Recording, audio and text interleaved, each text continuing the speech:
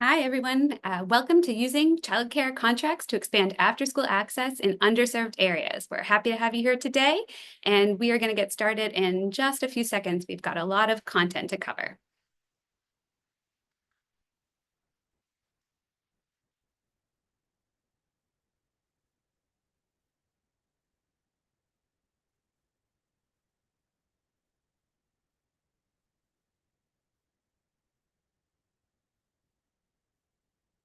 All right. Hi, everybody. Thank you again for joining.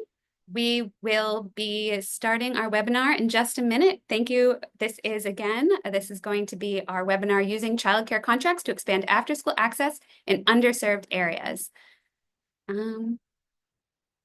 Okay.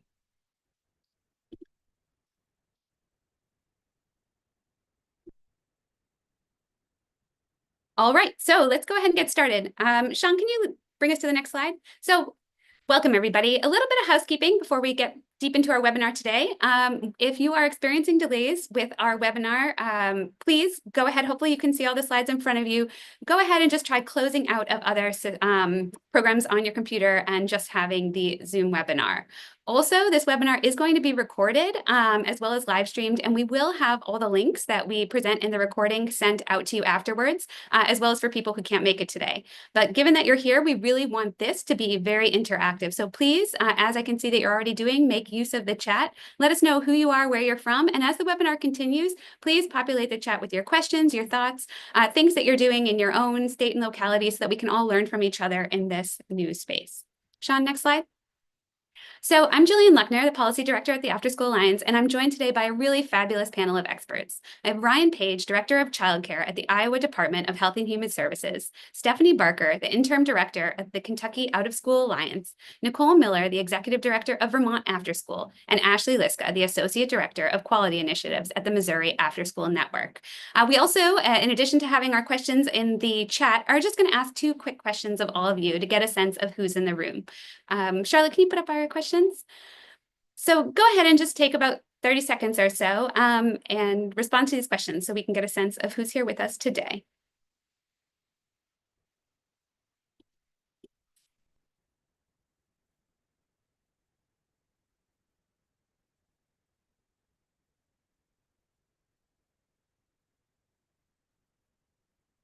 All right, close up the vote or the poll in about 30 seconds.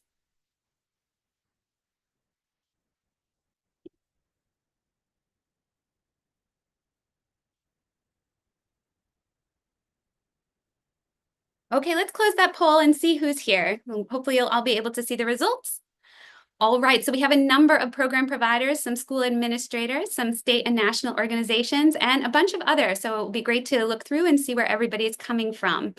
And we were really curious to know who here has been licensed or registered to accept childcare subsidies. So of those program providers, 63% are licensed to accept them and 46% are actually using them. Another 65% have received a grant or contract through your childcare agency, which I actually think is fabulous news. So we will all be learning from each other as this webinar continues. Continue to keep the conversation going. Next slide, Sean. So today we have kind of three main buckets to discuss with this great panel.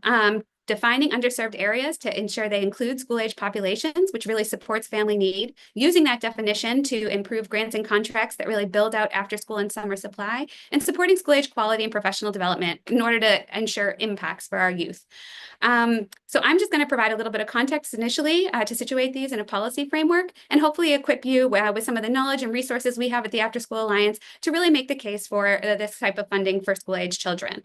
And I am glad that there are so many people on the webinar today because this is a truly critical time as individual states are really deciding how to do their best work in this space. And we know that there is a massive need for school-age care for working parents.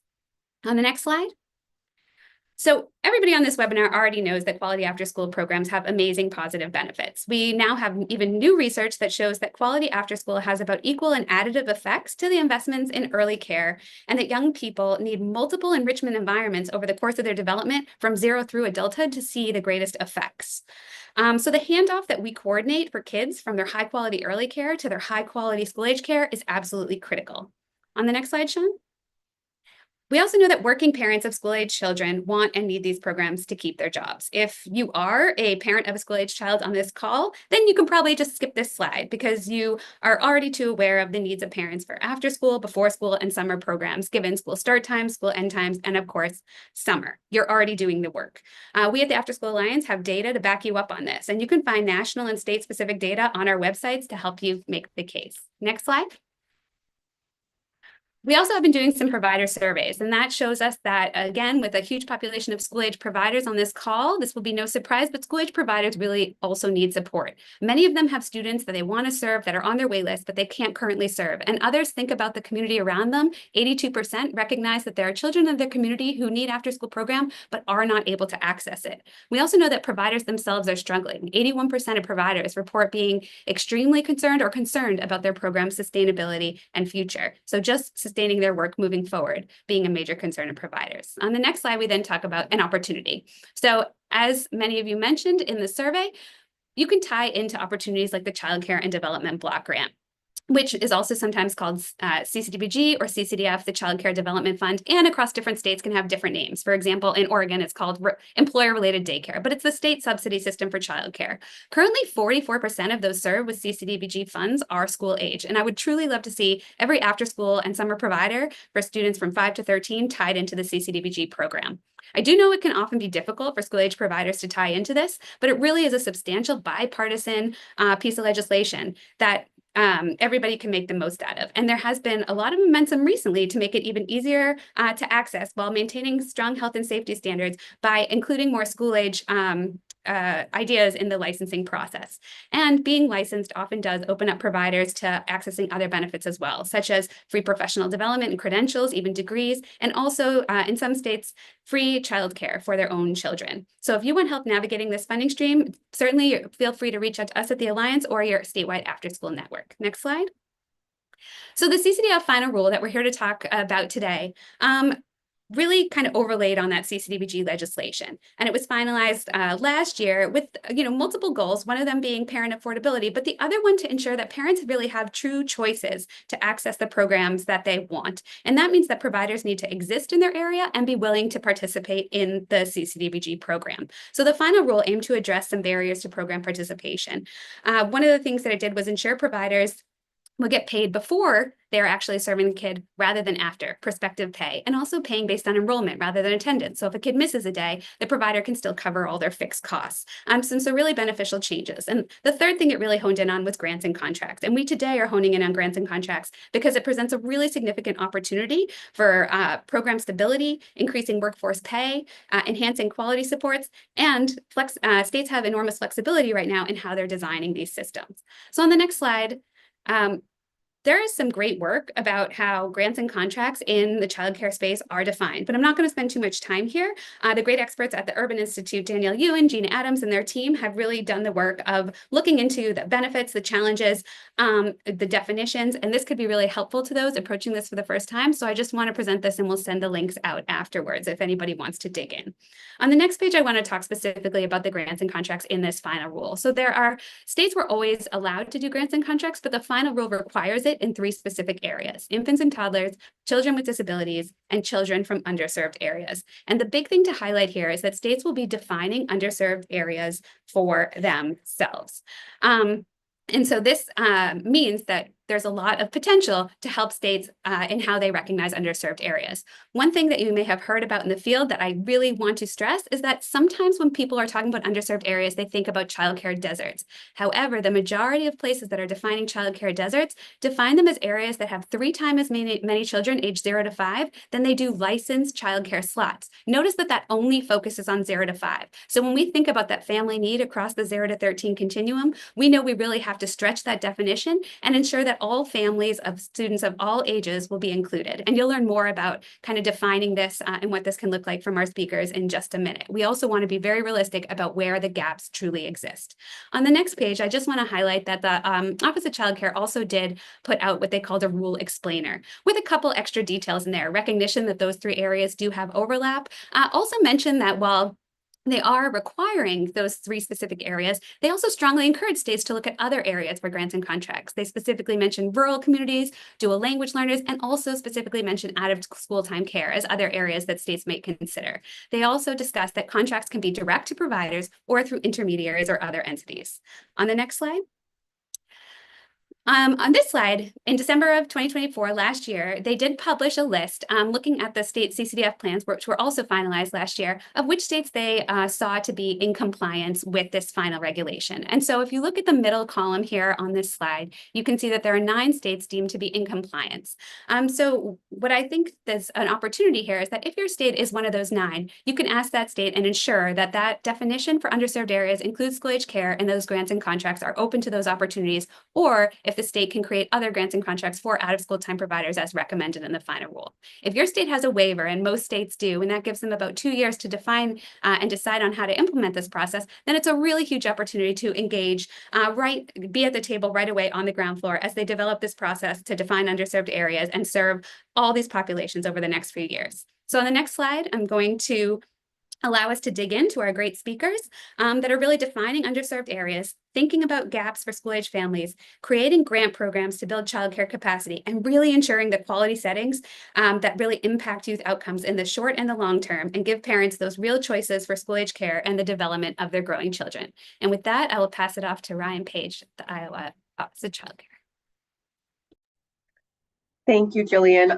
I am honored to continue having opportunity to meet with folks at the National Afterschool Alliance and have conversations about the work that Iowa has been doing over all of these years. And so we are, what we have been doing over the last couple of years is showcasing our shared services work.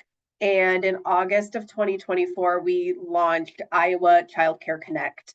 And this is a search tool for families as well as a data dashboard that integrates data from multiple sources for near real-time review of childcare slots and availability. And this is in direct response to recommendations from Governor Kim Reynolds' 2021 Child Care Task Force report.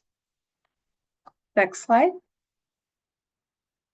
So the first piece I want to talk about is our search tool. It is mobile friendly.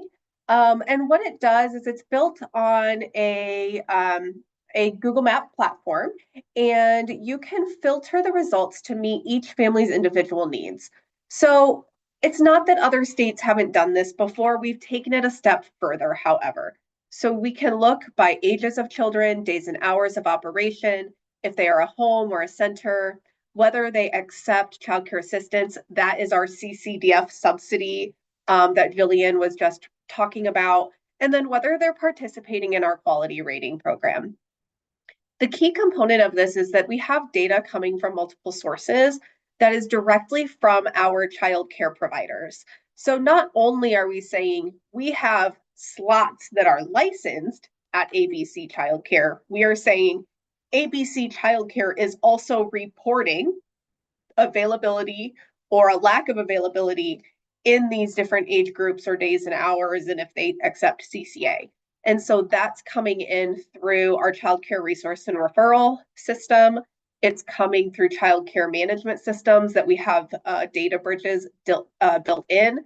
And then our kind of last resort is a monthly survey that we will ask providers to fill out if they are not connected to us in those other ways. Go ahead.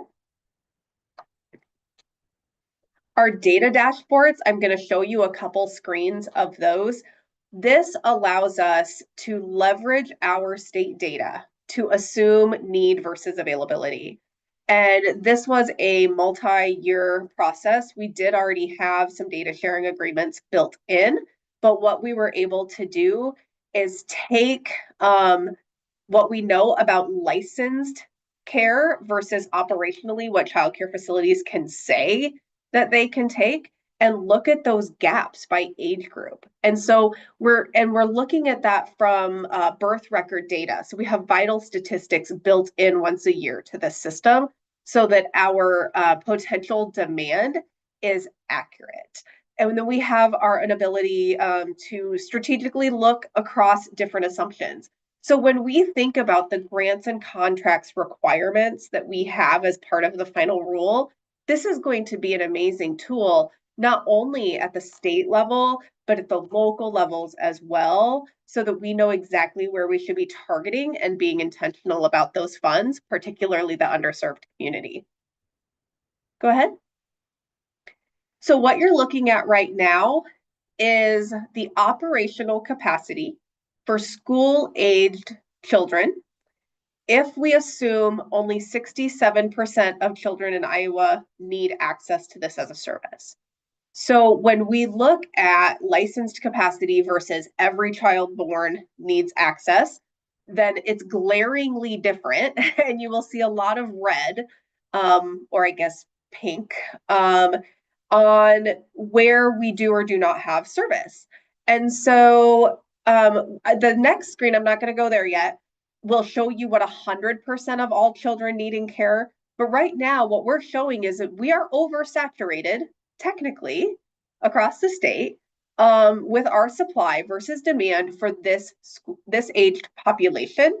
And then you can drill down into county specific data as well. So when we're thinking about grants and contracts, where do you think we might be looking at? We're going to look in those dark, kind of pinkish, reddish areas.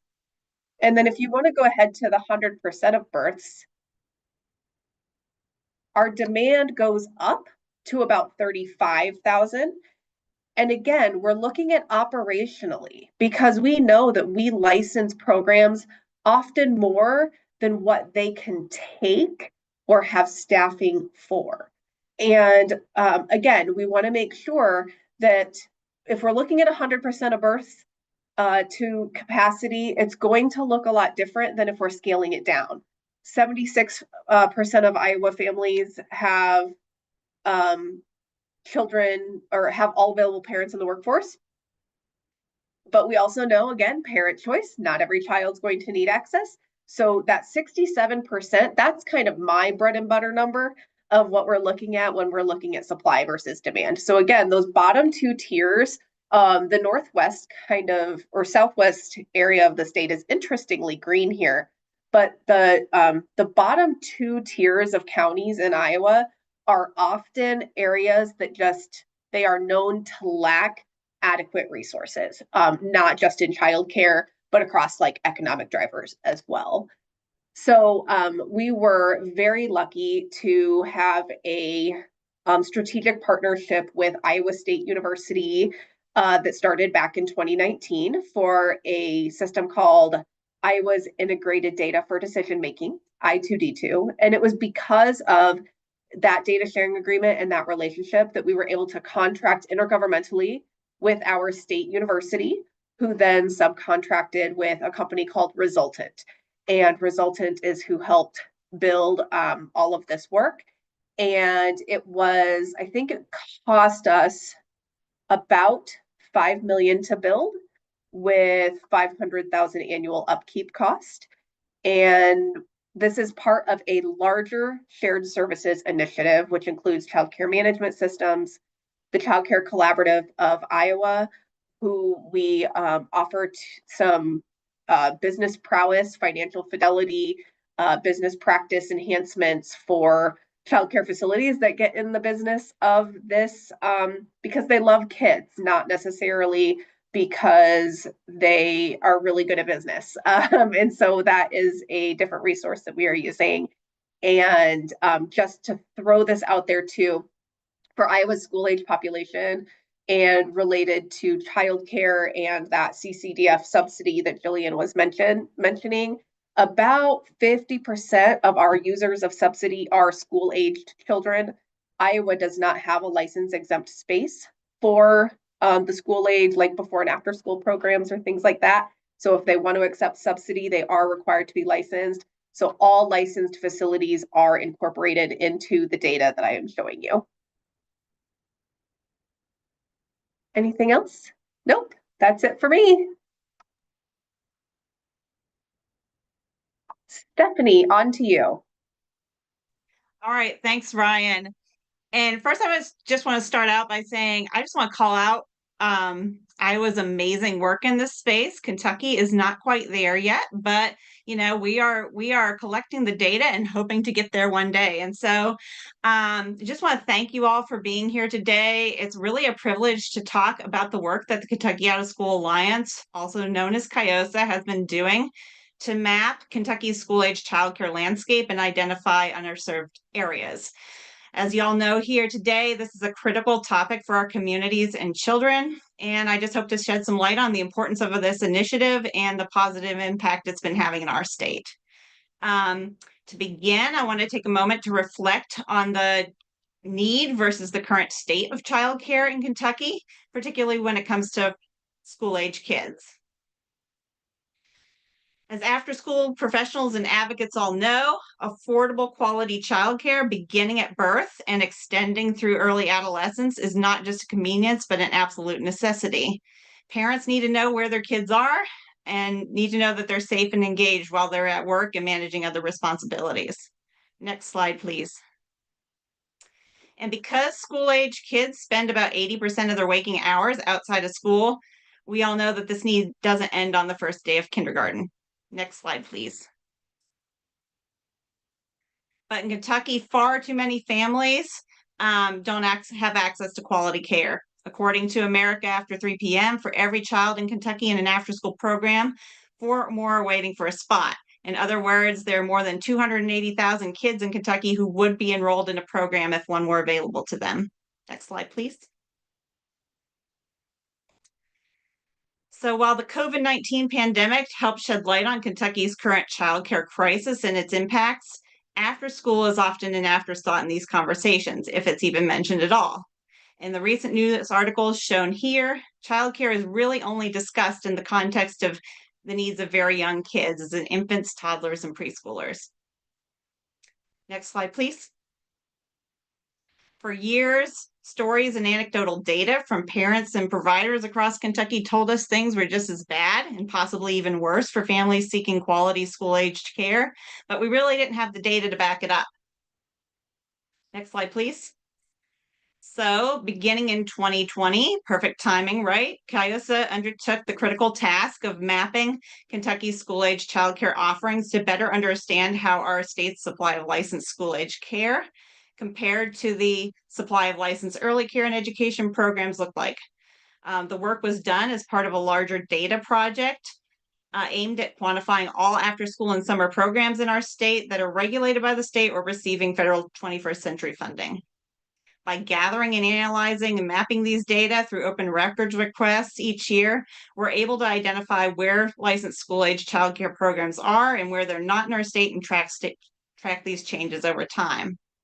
By understanding where Kentucky's school-age childcare gaps lie, we are then empowered to advocate for resources, funding, and infrastructure improvements in the areas that need them the most. But of course, I'd be remiss to not mention that this work is not without its limitations. First, in Kentucky, because our state only tracks each regulated provider's maximum capacity, which is defined as the maximum number of kids allowed in a building or space, and that's something that's determined by the fire marshal. The total number of children these providers are actually able to serve is likely much lower. Additionally, because each provider's maximum capacity is not reported by age group currently, we can't really know for sure if all providers who are, what we say are licensed to serve school-age kids are actually doing so at a given time. But we knew we had to start somewhere. This issue was too important, and, we were just going to move forward despite these limitations. Next slide, please. So to give you an example of how we're currently able to map and quantify Kentucky's school-age childcare landscape for decision makers and the public, this slide highlights a map we created in 2024 showing the total number of childcare providers licensed to serve school-age youth by county in Kentucky. From this map, we can see that as of August 23rd, 2024, a total of 11 out of 120 counties in Kentucky had no childcare providers licensed to serve school-age youth whatsoever.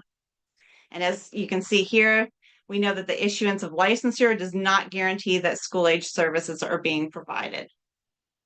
And we look in comparison to what that landscape looks like on the early childhood side. just 2 counties had no licensed early care and education providers at the same time. So next slide, please. So to put this in a little more context in terms of Kentucky's child population, we also look at the number of providers licensed to serve school-age youth in our state and how that number compares to the number of children in these age groups shown here. As such, if all providers shown on the previous map were currently serving school-age youth, and of course we know that is not the case, then Kentucky would only have 2 school-age providers per 1,000 children aged 5 to 14. Next slide, please. We also look at our state's supply of licensed school-age only programs to get a better understanding of how many standalone after-school and summer programs have opted into licensing and therefore able to serve kids on CCDF subsidies. Currently, as of August 2024, just 37 out of 120 counties in Kentucky had at least one licensed standalone after-school or summer program, and that total maximum capacity, if we add that all together, and again, this is maximum capacity, not necessarily, current slots, was at 24,513. Next slide, please.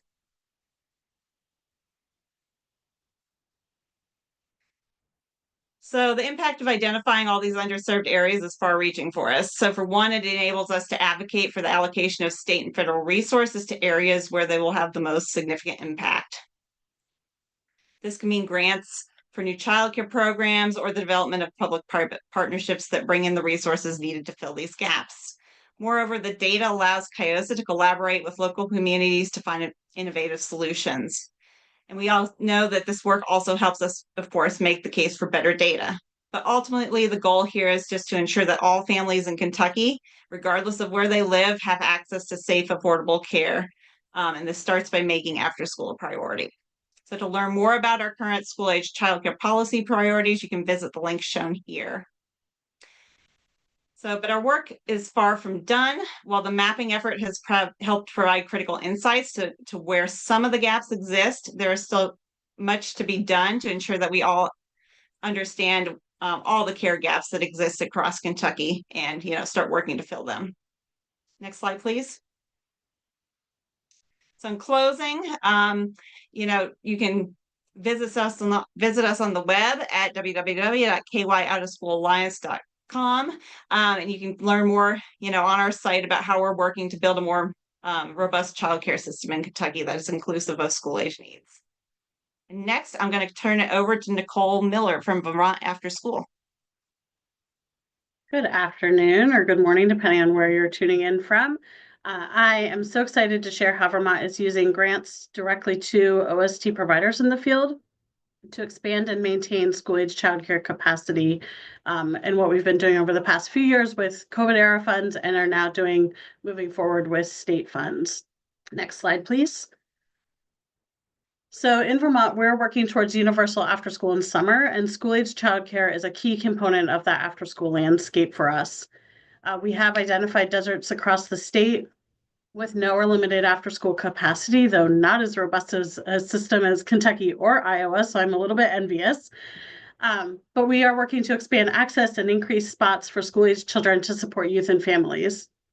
Also, over the past many years, childcare providers in Vermont have been at risk of closing due to chronic underfunding that has since been a major state investment, but turnaround for that process is pretty slow. Excuse me. And so the Department for Children and Families Child Development Division gave a grant to Vermont After School starting in 2022 to create and administer a sub-granting program, which we named Room for Me. Next slide, please. So in a 2-year period, the Room for Me grants created just over 1,200 new slots for school-age children through 66 individual grant awards, leading to 7 new programs. These grants were available to both existing providers that were looking to expand their school-age childcare capacity or add school-age childcare capacity, and also to brand new programs. And so we're really proud of the work that's been happening over the past couple of years. And we did this with a $2 million investment from the state CCDF, and programs were able to increase capacity, in some spots even being able to double the number of slots available, add licensable space to their program, outfit new spaces, and so much more. Next slide, please. So the grants initially were to expand school-age childcare spots and to start new programs to increase the capacity. And because of the dynamics here in Vermont, we're also looking at how do we maintain and not see programs closing as well. So we do have that dual focus. And then once we designed our grant program, we really came down to two funding categories. One is reimbursable expenses that are allowable for the first 8 weeks of the program grant. And really that's to do those startup costs for staffing and fringe benefits to really wait until enrollment actually increases in the program, and our child care financial assistance program, that's our subsidy, is able to kick in, and then those programs will start to see that reimbursement coming through their program as revenue. So next slide, please. The second category of expenses are reimbursable for the full length of the grant period, which is usually about a year, a little less. And so that could include costs such as standing up a new program or expansion, materials and supplies, subcontractors and consultants, equipment, accounting purposes, whatever it might take to start or expand capacity within their program. Next slide, please. It could also include costs such as advertising and also capital improvements and renovations. So again, with all of this to an eye towards how do we expand or maintain school-age childcare capacity, things like creating or adding a new sewer system because the existing one was failing. So to make sure that those school-age childcare slots were able to continue, we had to make sure that that sewer got replaced so that we don't lose that program. It could be things like replacing windows to, again, create a new classroom in an existing building that previously was not licensable space.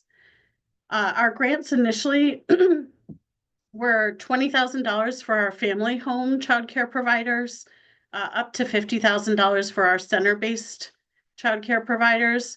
Now that we're working with state funding, our range is about $5,000 to $20,000, but we're still seeing the impacts for that being really effective, and programs are responding back to us that the funding is meaningful and helps them really do something concrete with those funds.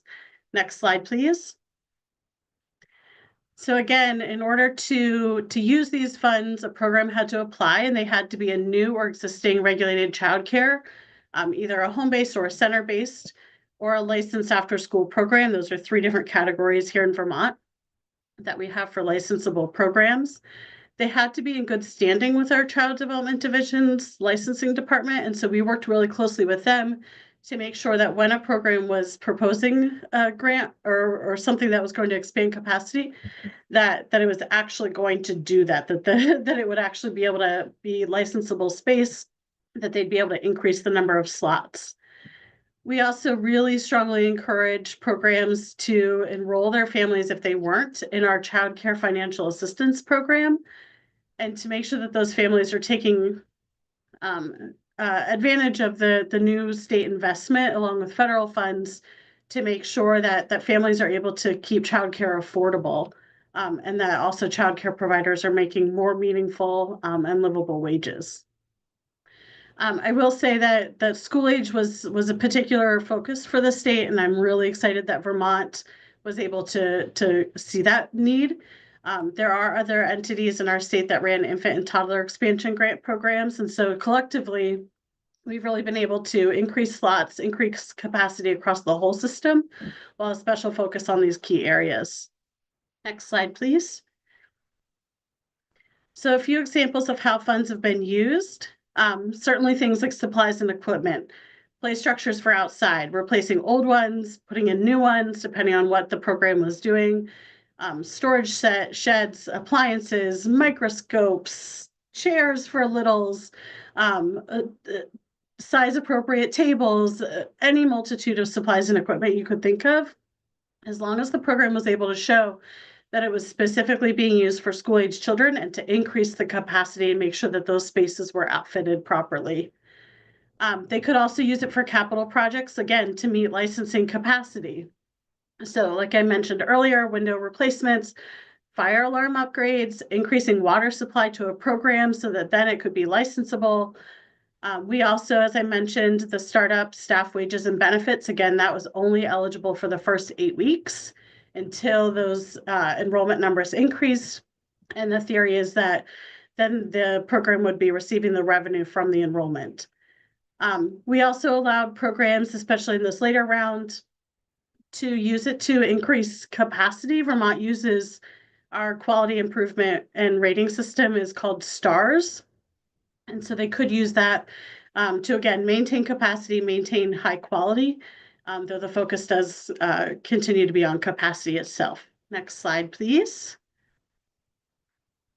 And lastly, just a couple more quotes from grantees about how they were able to use these funds and what impact it had on their families and their program.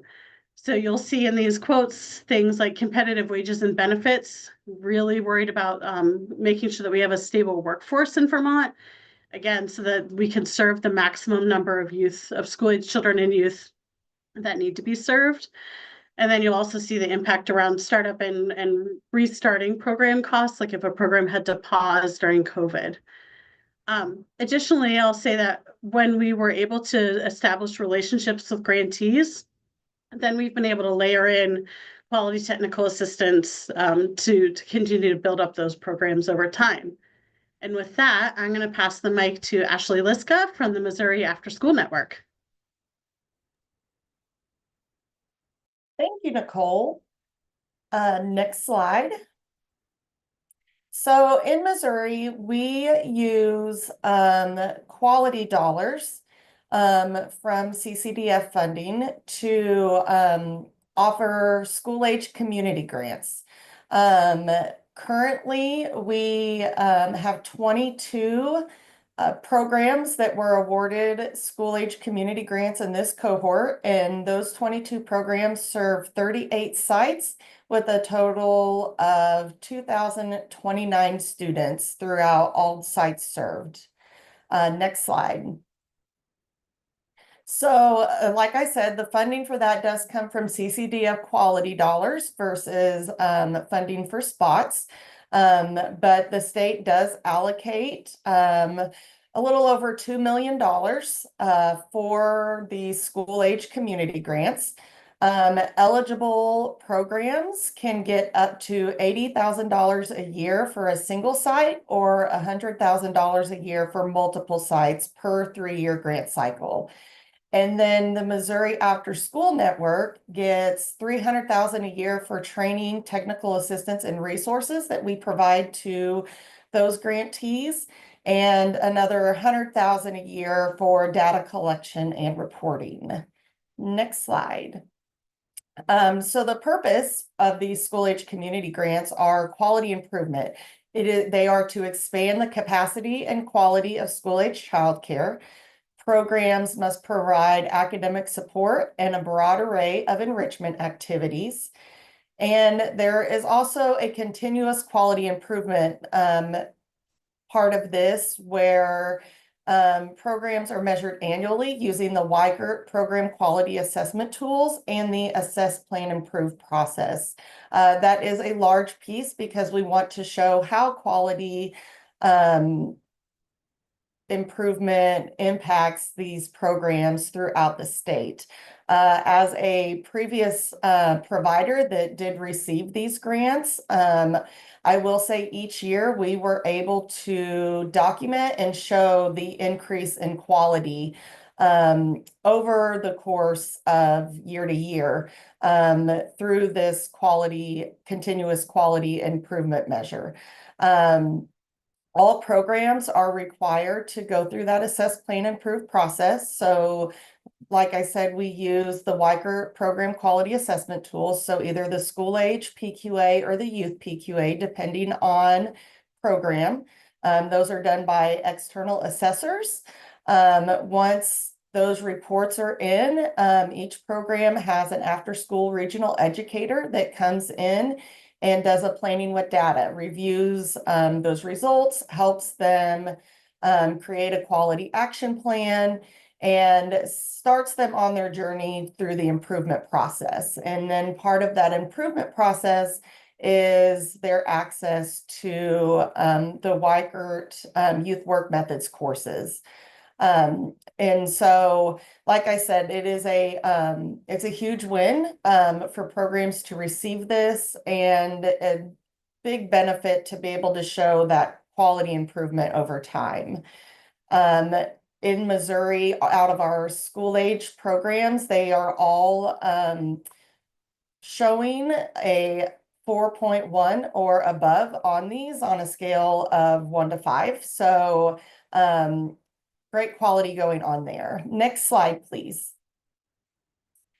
We also receive money, and this is something new to us over about the last year and a half, where we are receiving some additional CCDF funds to provide technical assistance to our non-grantees. So all other programs in the state that do not have a school age community grant or other grant funding.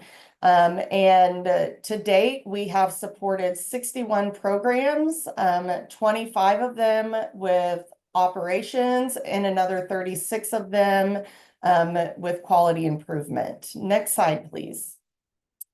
So again, this funding does come from CCDF quality dollars. So we get $150,000 a year for training, technical assistance, and resources to all after-school programs. Again, with the purpose being to expand the capacity and quality of school-age childcare. And so through this, we provide them a menu of services to receive free customized support. So part of that menu, like shown on the previous slide, can be quality improvement, can be organizational, administrative support, anything you can think of, program startup, all free due to our state agencies seeing that there is a need to support school age programs with technical assistance. All right, next slide. So that's all that I have. I am going to pass it back over to Jillian, I believe, for our Q&A. Thank you so much, Ashley, and thank you to all of our excellent panelists. I have seen the chat box just explode with questions and interest based on everything that people were saying, and so we look forward to having Q&A. Some of the things we will be sending out with this webinar, we have included here in this resource slide, and so I just want to mention this quickly, and then we'll dig right into the great variety of questions. So many of you are asking, is this available in my state? And so some people who missed the beginning, or I just want to reiterate, there are potentially grants and contracts already operating in your state. You definitely want to go to your state agency and ask them what's available to school age providers. So we have a link to your state agency that's been shared in the chat, and we'll share out again with our notes. The thing we're talking about today, based on the final rule, which are grants and contracts specifically for direct slots for 3 populations, the underserved areas that we're really focusing on, as well as infants and toddlers and special populations, is something states are just revving up. So it's a real opportunity, which is why we really wanted to time the webinar now to reach out to your state agency, not just to ask what's available, but to let them know that they will be planning grants and contracts for underserved areas over the next couple of years, and you have a wait list, you have parent demand data, you are ready to work with them and help serve your community. Again, we'll get a little bit more into how a program gets eligible in the Q&A. So some links here are how much funding does my state currently get, which is good to know. Ashley mentioned that her state uses quality dollars to help support school age after school. So one thing you can do is look at how much your state gets. 9% is for quality set aside. So what I do is just move the decimal point. That's about how much money your state has to invest in quality. So you really want them investing in school age programs because, for example, in Iowa, 50% are school age. Across the nation, 44% are school age. So you do want some of that going to school age quality because we know how important it is to maintain quality programs across the continuum so parents have real choices.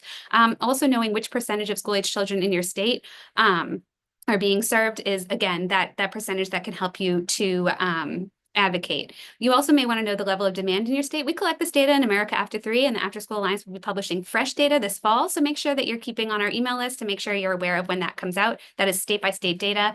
And if you want to know more about the CCDF funds, we do have a CCDF collaboration playbook with lots of examples of ways that states and school age networks are using these funds to benefit school age programs.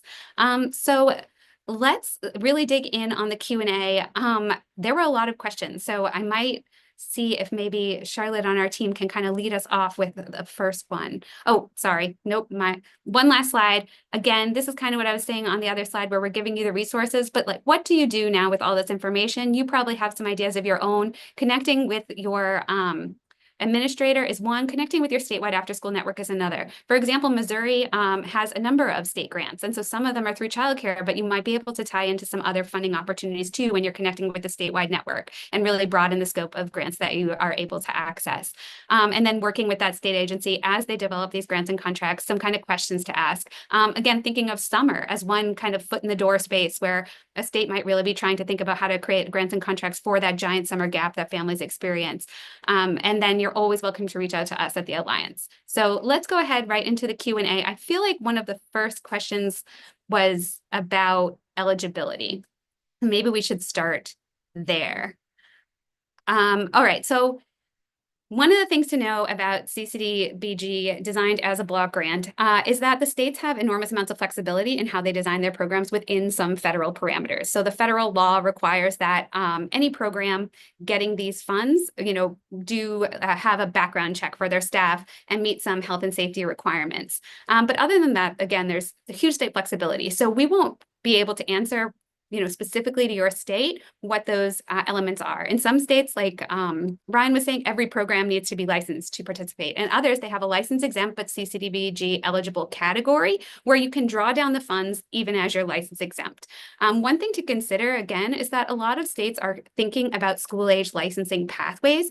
And remember, the political process is one that you can all get engaged in. So as providers are starting to recognize that they do want to participate, this would help families in their area, but they're struggling to participate because they are being asked to take a safe sleep training practice instead of a mental health first aid practice or something that would actually be really impactful for the community that they're serving. They're talking to their administrators about right sizing the regulations for school age only programs. And in many states, it has been successful. And what that does is not only allows more programs to want to participate, but also opens those programs because they're now licensed up to other funding opportunities. A lot of states are putting forth their own proposals for funding supplementary funds to federal childcare funds, and a lot of those are for licensed programs. So being a licensed provider can, in some spaces, really open you up to additional opportunities. So I would love to pass it over to, maybe we'll start with Ryan, as an administrator, can you talk about kind of the licensing process in your state? And then Ashley, you specifically help programs get licensed in Missouri. So I would love for you to kind of talk about from a Missouri perspective. I know this won't be applicable across all states, but how you do that and what kinds of questions you get and how you help that navigation. Absolutely. Yeah, and I saw all the questions flowing and I wanted to answer all of them immediately. But so for CCDF, as Jillian had mentioned, there are federal requirements, minimum health and safety regulations that we have to hold programs accountable to. It also looks different if we're using quality dollars for grants and contracts versus subsidy for income eligible families that have a need for childcare. So those are two different things that we have to consider as well. And every state's going to look at that a little bit differently.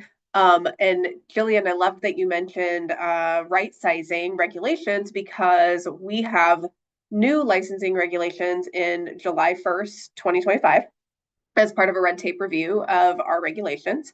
And what we found is at least in Iowa, it wasn't necessarily the regulation that was the problem for school-based providers or after-school programs to come into our licensing.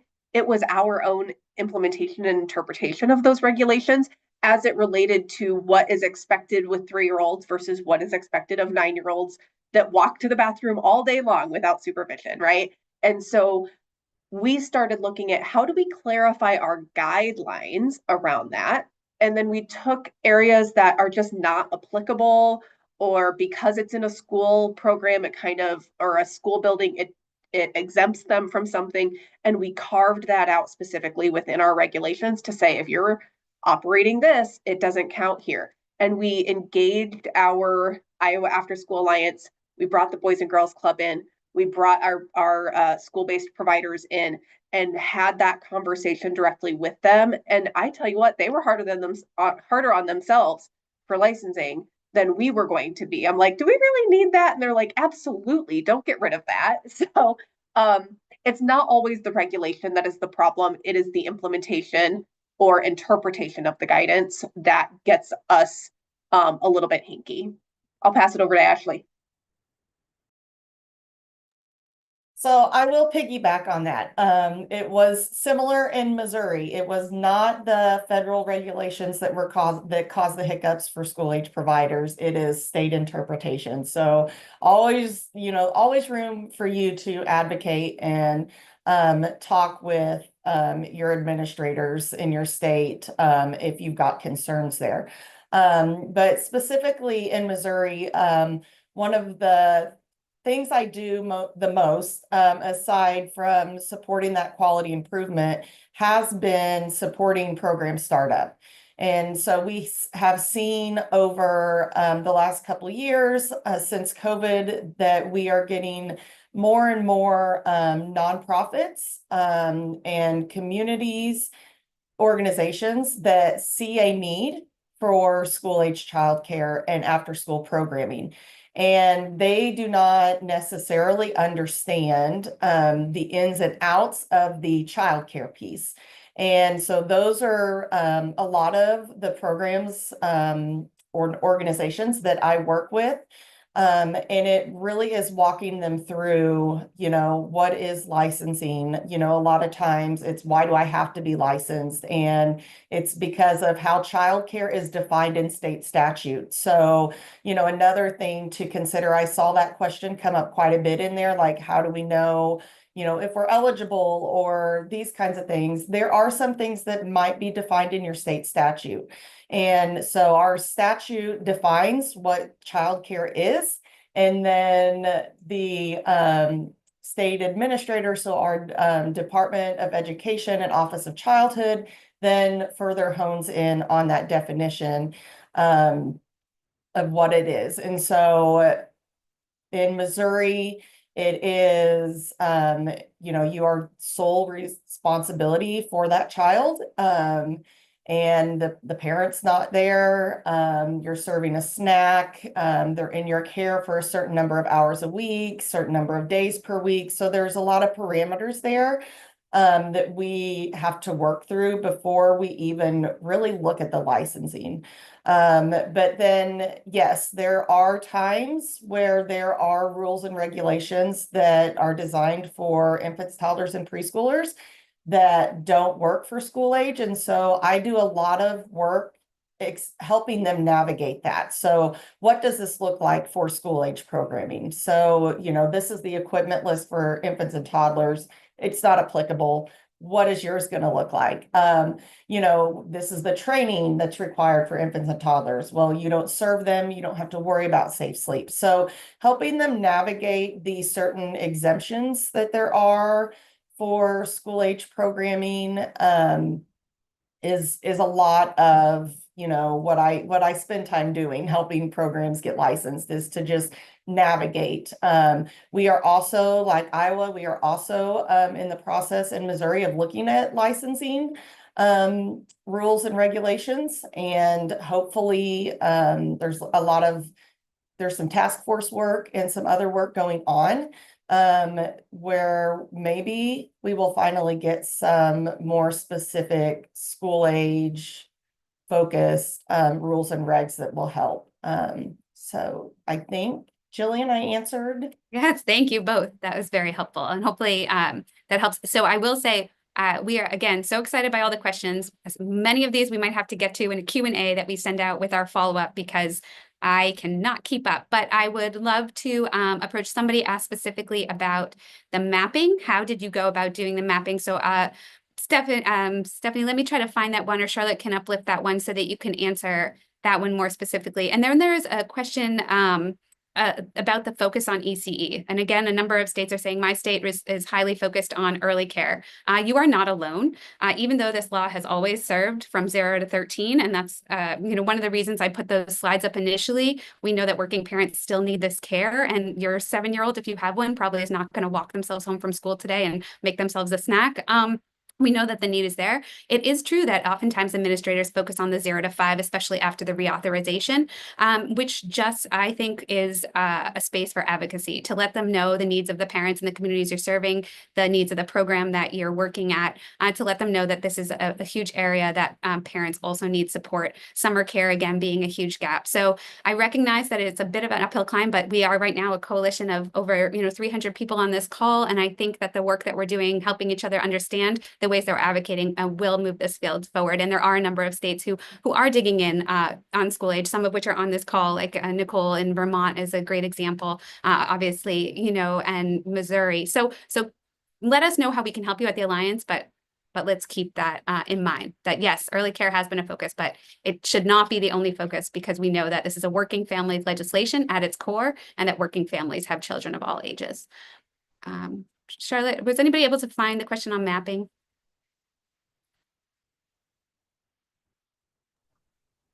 Okay. Yes, the question is curious about the mapping and how states got started / continue to update their maps. So I'll pass that to Nicole and then Ryan. I think you probably mean Stephanie. I do mean Stephanie. Sorry, Nicole. We don't have maps, so we want them. Yes. Sorry, Stephanie and then Ryan.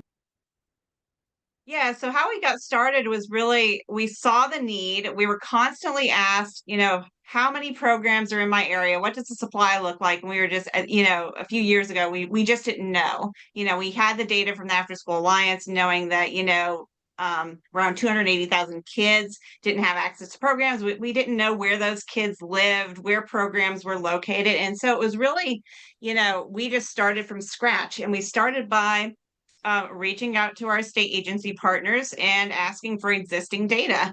What lists do you have? What data do you currently collect about these programs? So in the school age child, or in the childcare space, we were really looking at the data our childcare agency was collecting on regulated programs in our state. Unfortunately, our agency right now, we don't collect data on those license exempt programs. In Kentucky, there's around 13 or so exemptions. And so, but the data we can get is really focused on those licensed programs. So the programs that have to be licensed, or the programs that are opting into licensing to access CCDF subsidies and subsidy payments for kids. So, like I said in my presentation, our data is certainly not perfect. There's a lot, a ton of work that needs to be done, and we're just kind of putting out there what we have access to currently. We're creating maps based on that data, knowing that it's imperfect, but we have to start somewhere. And we use, I'm not going to get into the details, but we use some tools to create those maps and make them really, so on our website we can make them really interactive. People can kind of drill down into each county and see how many school age providers are located in each county, what counties don't have any providers that are currently licensed to serve school age youth, and also kind of looking at, how many standalone school age programs are opting into licensing currently. So I would just, advise everyone, if you're wanting to collect that data, just, don't let the perfect be the enemy of the good, I guess you could say. So start somewhere. Just start with what your state agency currently has. And or start having those conversations about what your agency can start collecting that might help you drill down a little further, kind of like Iowa is doing, into some of those age specific gaps and slots. Yeah, I would say exactly what Stephanie is saying. We're using the active public data that we have, and the data that is currently integrated into our system, and that is our licensed childcare capacity. So it's our licensed facilities. We know that there are nationally accredited camps. We know that there are before and after school programs that are nominal fee that we do not have to license. We know that there are local Spanish clubs on Wednesdays from 3 to 6. I mean, there are so many out of school time opportunities that it is near impossible to try to keep all of those updated, because I know my licensing data. And if that license closes, they're going to drop off the list. I don't know if Alameda County's community school district had a Lego club on Tuesday, but no longer have it because the Lego club person is gone, right? So maintaining that local level of data is very, very difficult. So start where you can with what you know, and anywhere that you can integrate data so that when data changes in one system, it changes in the other. That is going to make your world 10 times easier. All right, thank you both. So we are at 3 o'clock. I can't believe it. We could probably have done this for another half an hour, but I really want to thank our great panelists for all the hard work you've done to get to this point and for your time today on this presentation. Thank you all for joining us. It seems like we have a lot of conversations that will be continuing, so look for our resources as they come out. Contact all the people that you've met on this webinar in the chat and our speakers, and let's continue to move this conversation forward so that school-age programs can continue to serve the families that need them. So thank you so much, and thank you to our tech team as well. Appreciate you all.